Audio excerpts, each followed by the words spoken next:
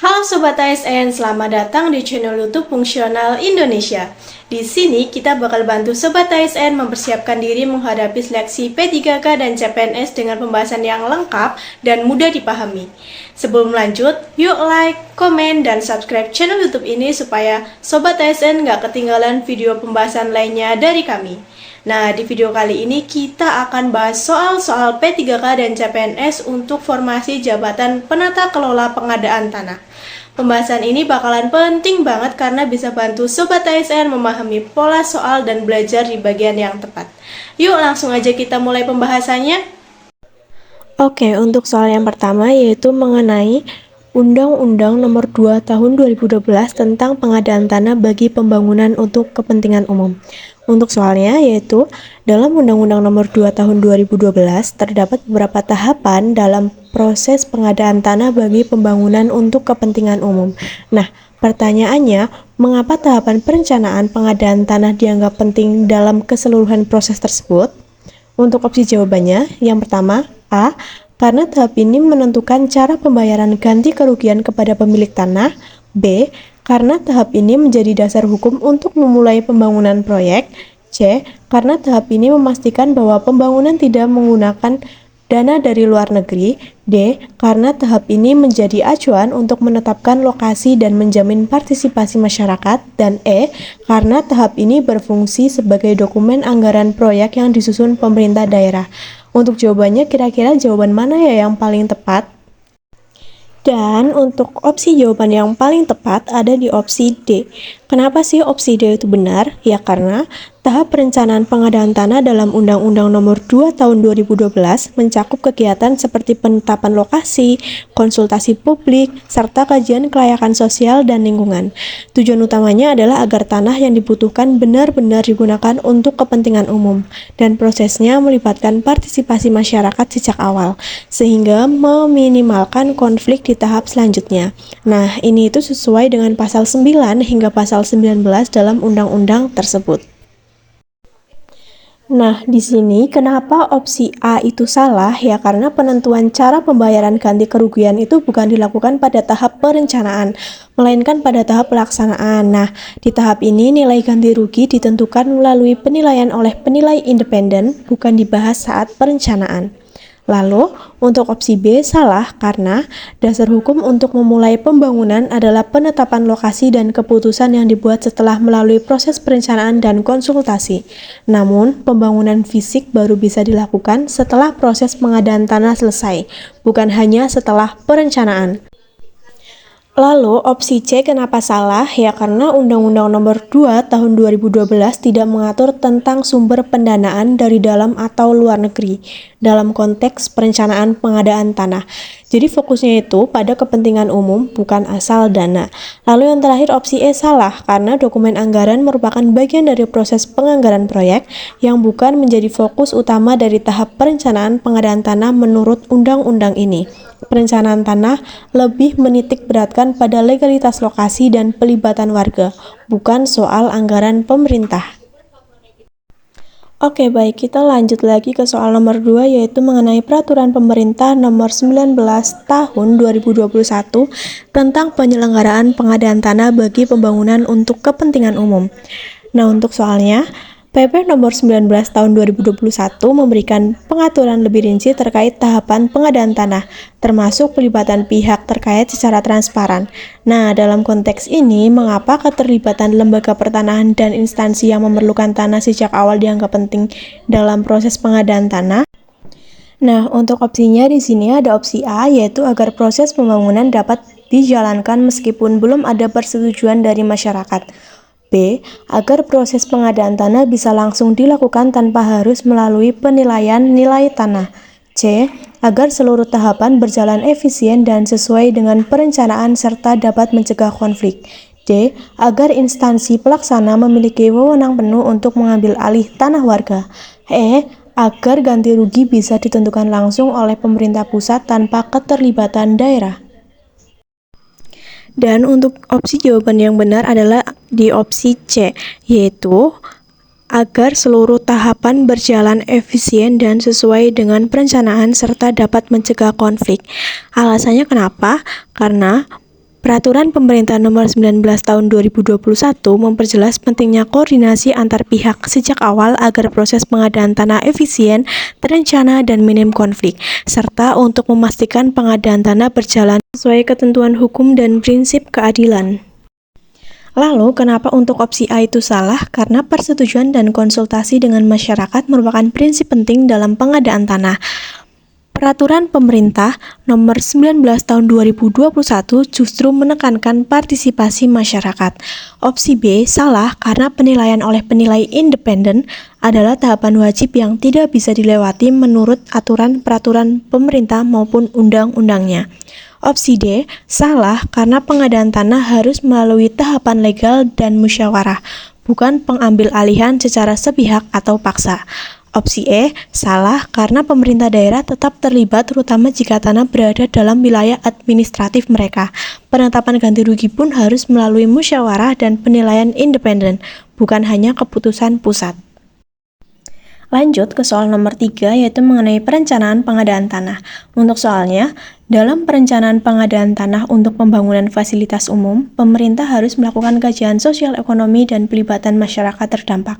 Jika kajian dan pelibatan ini kurang maksimal, dampak yang mungkin terjadi tidak hanya menimbulkan penolakan, tetapi juga A.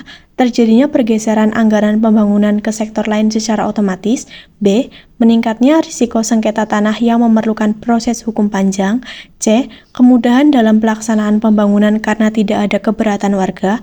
D. Pemerintah dapat langsung menggunakan tanah tanpa kewajiban ganti rugi.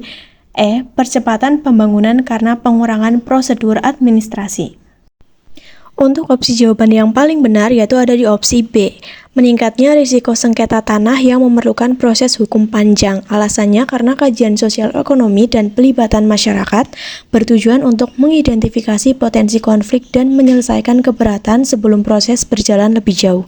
Jika kurang maksimal, akan ada risiko muncul sengketa tanah yang seringkali berujung pada proses hukum yang panjang dan menghambat pembangunan. Untuk opsi A, kenapa salah? Karena pergeseran anggaran bukan dampak langsung dari kurangnya kajian sosial ekonomi. Hal ini lebih terkait kebijakan anggaran yang terpisah dari proses perencanaan pengadaan tanah. Opsi C, salah. Karena jika kajian dan pelibatan kurang, keberatan warga biasanya meningkat, bukan hilang. Proyek justru lebih sulit berjalan. Opsi D salah karena penggunaan tanah tanpa ganti rugi bertentangan dengan prinsip keadilan dan hukum pengadaan tanah. Proses ganti rugi tetap wajib dilakukan. Opsi E salah karena pengurangan prosedur administrasi tidak otomatis terjadi dan bisa menimbulkan masalah hukum dan sosial. Justru, prosedur yang ketat diperlukan untuk menghindari masalah. Lanjut ke soal nomor 4 mengenai pengadaan tanah skala kecil. Untuk soalnya, sebuah proyek pembangunan jalan desa membutuhkan pengadaan tanah skala kecil dari beberapa pemilik tanah. Pada proses penghitungan nilai ganti rugi, ditemukan bahwa beberapa sertifikat tanah belum lengkap dan terdapat perbedaan data luas tanah antara dokumen dan kondisi di lapangan. Masalah seperti ini biasanya berdampak pada A. Proses pembayaran ganti rugi dapat langsung diselesaikan tanpa hambatan. B. Proyek dapat berjalan tepat waktu sesuai jadwal. C. Terjadinya penundaan pengadaan tanah karena perlu verifikasi dan penyelesaian data. D. Pemilik tanah otomatis setuju dengan nilai ganti rugi yang ditawarkan. E. Pemerintah dapat langsung mengambil alih tanah tanpa dokumen lengkap. Dan untuk opsi jawaban yang paling benar ada di opsi C. Terjadinya penundaan pengadaan tanah karena perlu verifikasi dan penyelesaian data. Alasannya, ketidaklengkapan dokumen dan ketidaksesuaian data luas tanah harus diselesaikan terlebih dahulu agar proses pengadaan tanah dan pembayaran ganti rugi berjalan secara legal dan adil. Hal ini biasanya memerlukan waktu tambahan untuk verifikasi, klarifikasi, dan perbaikan dokumen sehingga berpotensi menunda proses.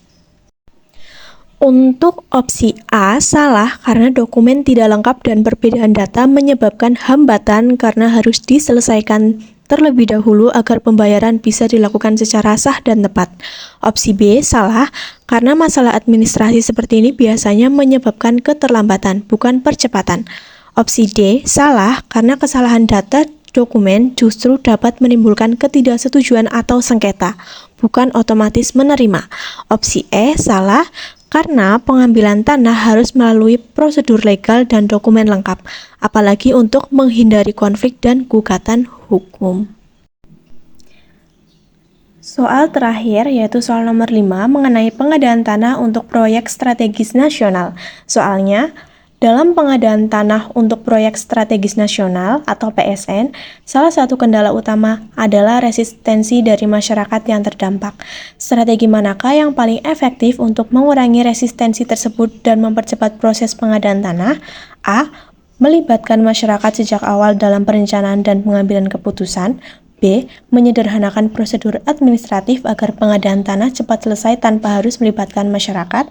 C. Mengutamakan pendekatan hukum dan pemaksaan untuk memastikan tanah cepat tersedia.